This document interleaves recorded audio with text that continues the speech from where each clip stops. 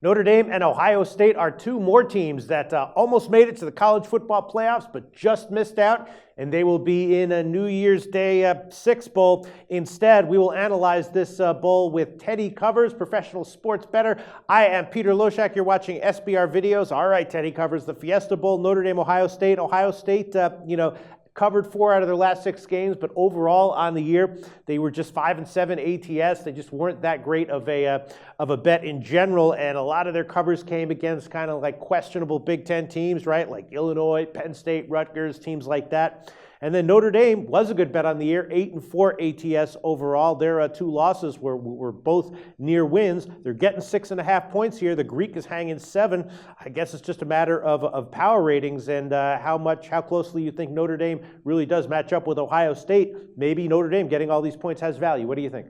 That's the way I would look here. And this isn't a, back up the dump truck to the sports book and deposit all your money in it because this is the bowl matchup of a lifetime.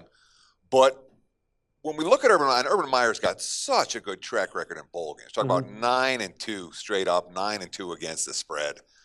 But you look at the 2 losses, and they both came in the exact, well, not the exact same, but a very comparable situation to what Ohio State had this year.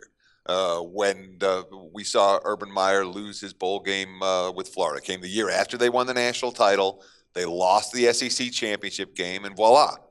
Not a bottom-tier bowl, but a team that expected to play for it all that wasn't playing for it all. Right. Similar story in his other loss. A team that was expected to play for it all. A late-season defeat equals no chance for a national title. So that does worry me here for Ohio State, especially when we consider the fact that Notre Dame, their 2 losses this year at Stanford, at Clemson, 2 elite-level teams that are every bit as good as Ohio State, or at least close to being as good as Ohio State. I think the Buckeyes would probably be favored over both those teams, but not by much, a field goal or less. And both those losses came via missed 2-point conversions. One at the end of the game, one in the third quarter. 2-point defeats. So a 2-point loss here would serve Notre Dame backers quite well. Yeah, that's how I'm feeling as well. Ohio State just feels like that kind of quote-unquote disappointing team, as elite as they may be. All right, Notre Dame plus 6.5 right now is the market-wide number. Thanks so much, Teddy.